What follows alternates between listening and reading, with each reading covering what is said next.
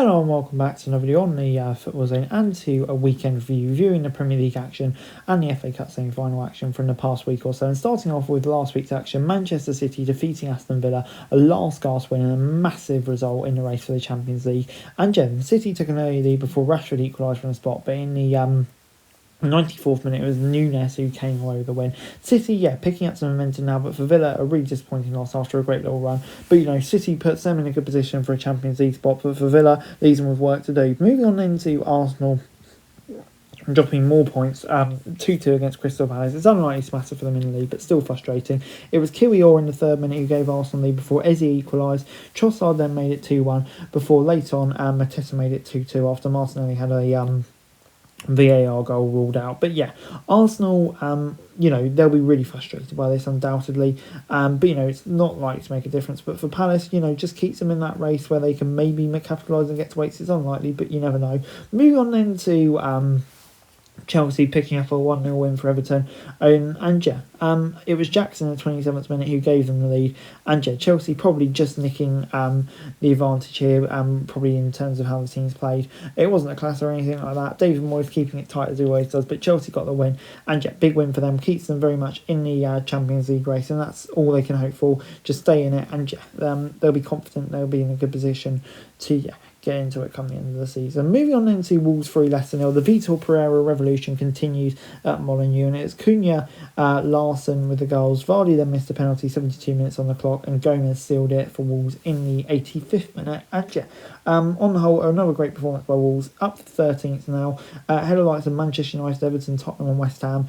What a job Pereira's done. But for Leicester, their relegation is confirmed. Not the best start for the Jamie Vardy retirement tour, but it's just been a miserable time recently, hasn't it, for Leicester? And speaking of miserable times, it's more misery for Southampton as they were defeated 2-1 at home to Fulham, and it was a last gasp goal from Ryan Sessegnon in the 92nd minute that sealed it. Southampton were leading for a long time through Jack Stevens' header in the 14th minute. Smith Rowe in the 72nd minute made it 1-1, and obviously that late dagger. But for Fulham, a huge result for them, keeps them in that 8th place, which could still be a European spot, we don't quite know, but we'll have to see.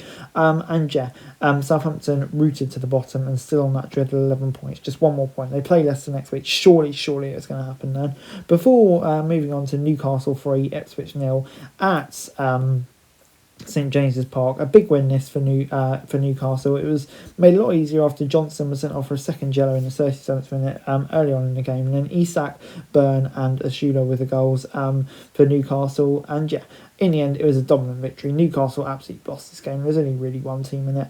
A big win for Newcastle. Ipswich, their relegation has been confirmed. It's a shame. I thought Ipswich could maybe give it a better go. But, credit to them. They're going to be 18th. And, I think I'd back them to come back up next year. Moving on into Brighton 3, West Ham 2. A dramatic game, this one. Brighton took an early lead before Kudos and Souček made it 2-1, 83 minutes on the clock. But then a late collapse from West Ham. Mitoma 89th minute and Baleba 92nd minute gave Brighton a crucial win. It wasn't lots between the two sides.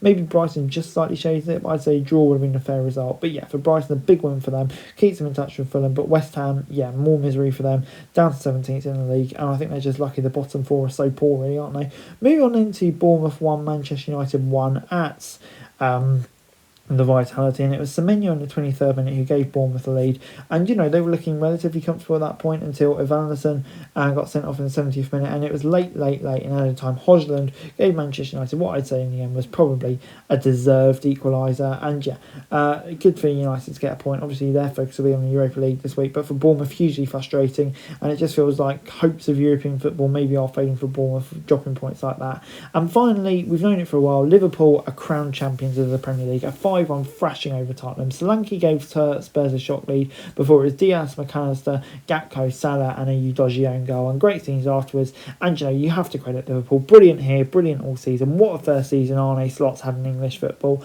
to win the league in such a dominant manner has just been so impressive. Huge credit to everyone at the club. Fully deserving champions. But for Tottenham, focus will very quickly shift to that huge game on Thursday against Bodo Glimt. But moving on into the FA Cup semi-finals and starting off with Saturday's semi-final, and yeah, a dominant win for Palace, 3-0 over Aston Villa. Eze made it 1-0. Mateta missed a penalty, but Sarr with 2 goals made sure he didn't have to worry about that. Villa, had quite a lot of possession here, but Palace created the better chances, and I think in the end got their just rewards. A hugely impressive result for them. Oliver Glaston's doing a tremendous job, and what a incredible occasion for Crystal Palace to walk out in the final of the FA Cup again. Superb. But for Villa, I think they'll see it's a missed opportunity. Man City brushed aside Nottingham Forest in the other semi-final. A 2-0 City win. I think this is Forest maybe dropping off a bit, and City, starting to play well because they did dominate this game for the most part. Lewis with a great goal in the second minute, and Vardio in the 51st minute made it quite comfortable for City. And in the end, I think they probably have been expecting a win here, and for them to get a win, big win for them undoubtedly. And I think to end the season like this, what's been disappointing in the trophy would be great for them. And before I go, a quick preview of this week's football coming up, starting off with Tuesday's game, Arsenal v PSG, an absolutely massive game. Can't wait for it. We've seen how Arsenal performed against Real Madrid. We saw how PSG performed against Liverpool in that first leg against Aston Villa. This has the potential to be a fantastic game, and one that I really feel could go either way. But I just feel at the Emirates, Arsenal will take a slender lead to take to PSG, and I think it's going to be a great game, but I think Arsenal, they've been playing so well in the Champions League as a PSG, but I just fancy at home the atmosphere will get it done for them. Moving on into the Europa League and the Conference League game, Chelsea away some team I've never heard of from Sweden, and I think to get to the semi-final was a hugely impressive achievement for Dirksen, but I think Chelsea will have far too much for them, to be fair. And in the Europa League, Bilbao against Manchester United, Tottenham at home to Glimt. I think Tottenham will get a couple of goal lead. I think they'll be too strong for Glimt, but Bilbao, they've been really impressive in the league this year, so it'll be a tough test for Manchester United, especially with the way they're playing.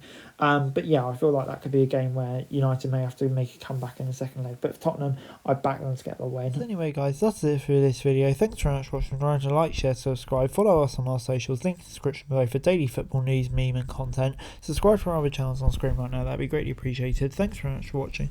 Peace out.